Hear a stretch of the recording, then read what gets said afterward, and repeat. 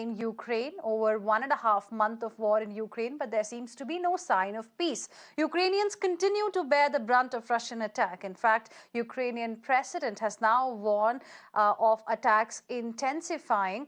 Meanwhile, administrative region of Kharkiv has been shelled nearly 70 times, killing 11 people.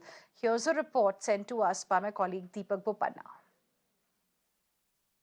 The darkest side of war is the death of innocent civilians, and we've seen that happen through various streets of Ukraine. We are now in Chernihiv, where a cemetery couldn't accommodate the number of bodies that were coming in here, and the woods had to be cleared to make way for nearly 800 civilians who've lost their lives here. That's what the people working at the cemetery tell us. You can see name boards of all the people who've lost their lives and after they were buried because their family members couldn't be here.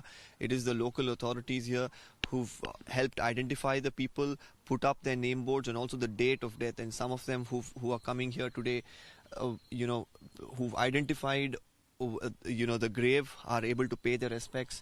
A few others, you can see some of them just walk through reading some of the name boards so that they can identify their loved ones and pay their respects. Now, while this is happening at one end, even after it's been about over a week, in fact, after the area has been liberated from the Russian invasion here, the Ukraine army has complete control over it, and even now you can see graves being prepared, being dug up as well, and all across this entire stretch. Now, this area that we are standing in, this is an area that has just been cleared to accommodate the people who've died during this war, and which of course was spread out over about a month. And you can see the dates on all of them are around the period when the war started after 24th of February and lasting till about the last 10 days ago. And all of those dates, you can see 30th March, you can see 27th March, you can see even one on the 1st of April as well. Now we should understand why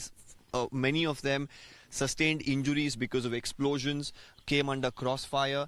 Some bodies were even found on the streets. Many of them died because of lack of medication, because of hunger, because they were stuck in shelters for days together. And what we are really looking at is probably a very, very grim sight.